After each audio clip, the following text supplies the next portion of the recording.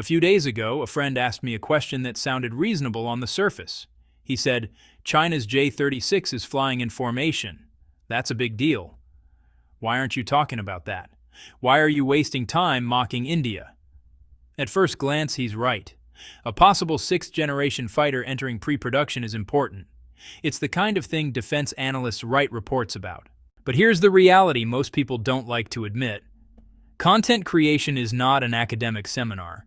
If this were a university lecture, we'd start with definitions, footnotes, and charts. But YouTube doesn't work that way. People don't click because something is important. They click because something is interesting, contrasting, or emotionally charged. Humor, provocation, and comparison are not distractions. They're entry points. Think of it like teaching physics. You don't start a 14-year-old with tensor equations. You start with, why does a roller coaster feel like it's trying to throw you out of your seat?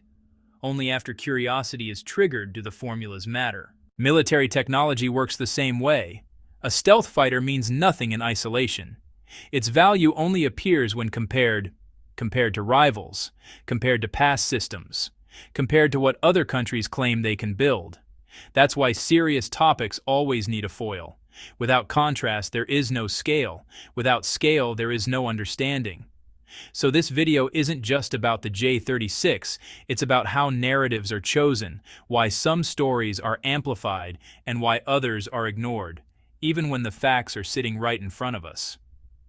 Now that we've cleared that up, let's talk about the part my friend wanted me to start with in the first place. The aircraft everyone claims is overhyped, but quietly keeps flying anyway. Let's now talk about the part people keep calling rumors, even though the evidence is increasingly hard to ignore. Recently, China's J-36 was observed flying in a twin formation test. To most people, that sounds like a small detail. Two planes flying together, so what? But in military aviation, this is not a casual joyride. Formation testing usually happens after an aircraft's basic flight characteristics are stable.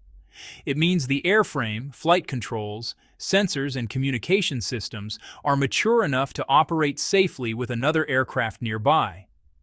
In simple terms, you don't do formation flights with a prototype that barely works. You do it when you're preparing for standardized production and operational use.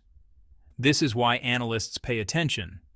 Formation testing is often one of the last steps before an aircraft moves from experimental to repeatable. Now zoom out a bit. The J-36 isn't alone.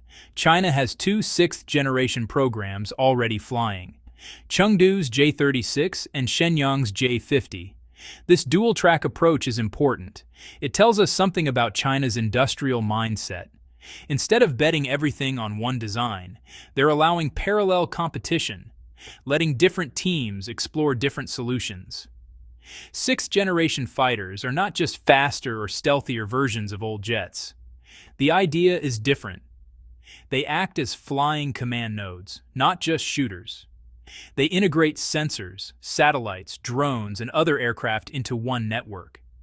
They focus on penetrating defended airspace while coordinating unmanned teammates. Think of it less like a lone knight and more like a battlefield quarterback, seeing everything and directing others where to move. Some people say running two programs is wasteful, but history shows the opposite. The U.S. did this during the Cold War, and it often produced better designs. Parallel programs mean confidence in supply chains, talent, and funding. You only do this when you believe you can afford to let designs compete and still win. So the real headline isn't China claims a sixth-gen fighter. The real headline is this: China is testing multiple next-generation platforms at the same time, quietly moving them through the same development steps that earlier generations followed. And once you see that, the next question becomes unavoidable. How does this fit into the broader balance of air power, especially when compared to the United States? To understand why the J-36 matters, we need to stop staring at a single aircraft and look at the direction of travel. Military power isn't decided by one amazing machine. It's decided by how many you can build, how fast you can replace them, and whether production keeps moving forward. Start with the fifth generation. China today has over 300 J-20 fighters in service, and the production line is still running. New batches keep coming. Pilots rotate through training. Tactics evolve. Experience accumulates. Now compare that with the United States. The F-22, the closest equivalent in role, stopped production years ago. Not paused, ended. No matter how good the F-22 is, a closed factory is like a frozen river. You can't sail on it anymore. The U.S. compensates with the F-35, and in pure numbers, the F-35 wins. But here's the key detail many people gloss over. The F-35 is designed as a light, multi-role fighter. It's optimized for strike missions, sensors, and integration, not for raw air dominance against heavy twin-engine fighters. Think of it like weight classes in boxing. A lightweight can be extremely skilled, but there are limits to what physics allows. That's why heavy fighters still matter. The J-20 fills that role for China. And now China is adding the J-35, a twin-engine medium fighter that sits between the J-20 and lighter platforms. Its naval variant has already demonstrated electromagnetic catapult operations, a milestone the F-35 carrier version reached later. What we're seeing isn't China catching up anymore. It's something more subtle and more important, diverging paths. The U.S. focuses on maintaining a global network with existing platforms. China focuses on production tempo, iteration, and layered capability. In modern warfare, quality matters, but quality multiplied by industrial scale matters more. One perfect jet doesn't change history. Thousands of good enough continuously improved systems do. And this is where aircraft stop being just aircraft. Because once production, technology, and timelines align, they start influencing politics, trade, and diplomacy. Which brings us to the year when all these threads began to tighten at once, 2025. By themselves, new aircraft don't rewrite the global order. What changes history is when technology, economics, and politics start moving in the same direction at the same time. That's why 2025 matters. For years, China faced constant pressure tariffs, tech bans, supply chain choke points, and open talk of containment. The assumption behind all of this was simple. Push hard enough, and China will slow down or crack. But that isn't what happened. The trade war reached a stalemate, not a victory. Tariffs piled up costs on both sides, and eventually even Washington had to accept a truce. The pressure didn't stop China's industrial system from functioning. It forced it to adapt. At the same time, multiple independent sources confirmed something the U.S. had tried very hard to block. China produced EUV-level semiconductor capability. That wasn't just a technical milestone. It was a signal that the most sensitive choke point had been breached at enormous cost, but successfully. Then came the diplomatic signals. Trump openly floated G2-style rhetoric and confirmed a high-level visit to Beijing. You don't propose power sharing with a country you believe is collapsing. You do it when confrontation stops looking cheap. Even militarily, the tone shifted. When the U.S. used B-2 bombers in a long-range strike, Chinese commentators didn't celebrate or panic. They claimed something more interesting, that the mission was fully monitored, and that stealth no longer meant invisibility inside a dense intelligence network. Whether every detail of that claim is true matters less than this. China was no longer talking like a student being tested. It was talking like a system measuring a peer. This isn't about triumph or humiliation. It's about momentum. A country under pressure is supposed to slow down. In 2025, China didn't. It absorbed the shock and kept moving. In trade, in technology, and in military development. And that creates a problem.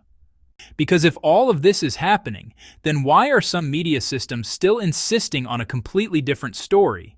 One where China is about to collapse and someone else is about to rise. This is where the story stops being about aircraft and starts being about storytelling itself. For years, two claims were repeated side by side in certain media spaces. First, China's economy is about to collapse. Second, India is on the verge of becoming the next global superpower. If both were true, the world would already look very different. One giant falling, another rising to take its place. Clean, simple, easy to sell. But honestly, reality rarely cooperates with clean stories. Start with outcomes, not opinions. In 2025, regional security events didn't match the hype. Air power performance, readiness gaps, and force posture all became visible, not through rumors, but through reporting by multiple international outlets and defense journals, not just local media. These events didn't show a country surging confidently into great power status. They showed stress, hesitation, and unresolved capability gaps. Then look at economics. A rising superpower usually has one clear signal: currency confidence. Stable or strengthening currency reflects trust in long-term productivity. But the rupee continued to weaken, hitting new lows instead of signaling takeoff. That doesn't mean collapse, but it does contradict the unstoppable rise narrative. Next, listen to external voices. U.S. officials, including senior figures in finance and policy, spoke bluntly about global priorities. Their language was revealing not because it was insulting, but because it was indifferent. In geopolitics, indifference is often more telling than criticism. Trade relations added another layer. High tariffs, investigations into major conglomerates, and asymmetrical leverage in supply chains all pointed in the same direction. This was not a partnership of equals, and certainly not a passing of the torch. Put all of this together, and a pattern emerges. The issue isn't that one country is perfect and another is failing. The issue is that media narratives kept running forward while reality slowed down, turned, or stopped entirely. This is the moment where belief collides with evidence. And when that happens, you need a concrete example, something visual, undeniable, and hard to explain away. If you want to understand the gap between announcements and reality, aerospace is the clearest place to look, and the AMCA program is a perfect example. On paper, the AMCA is ambitious. It's presented as a stealth fighter that will place India among the top aviation powers. The problem is not ambition. The problem is sequence. At international air shows, what was displayed was not a flying prototype, not even a complete mock-up. It was a model. And a model missing one critical thing: an engine solution. That detail matters more than any rendering or press release.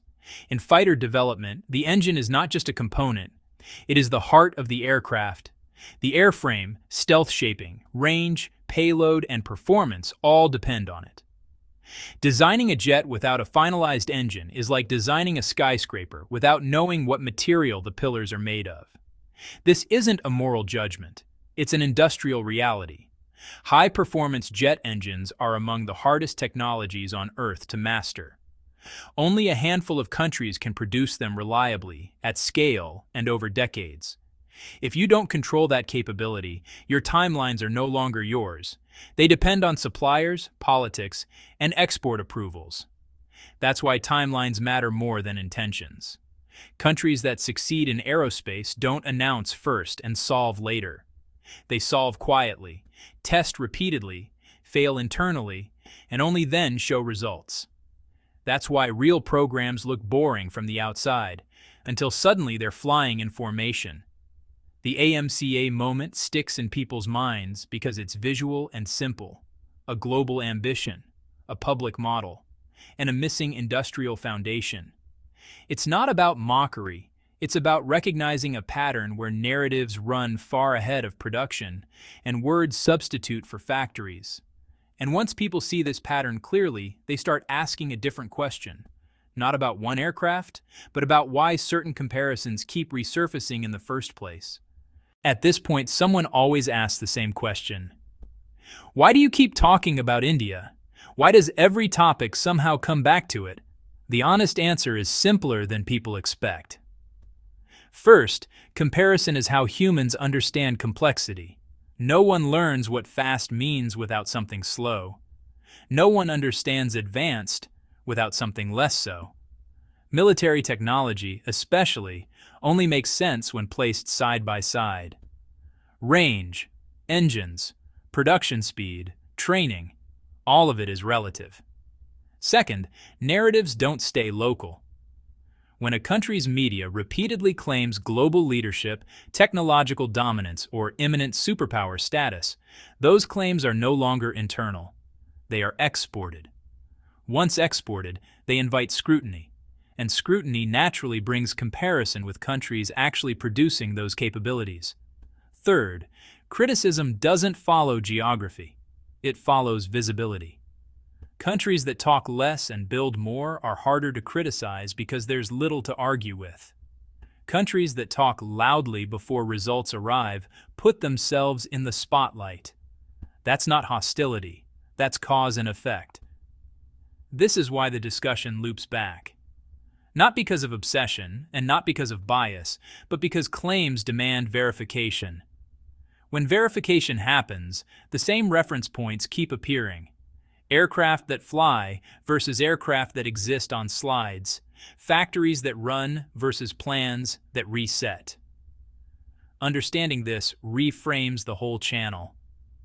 The tone may sound sharp at times, but the method is consistent. Compare what is said with what is built, and let the gap speak for itself. And once you understand that pattern, the final takeaway of this video becomes very clear, because it applies far beyond any single country. Let's come back to where this video really began.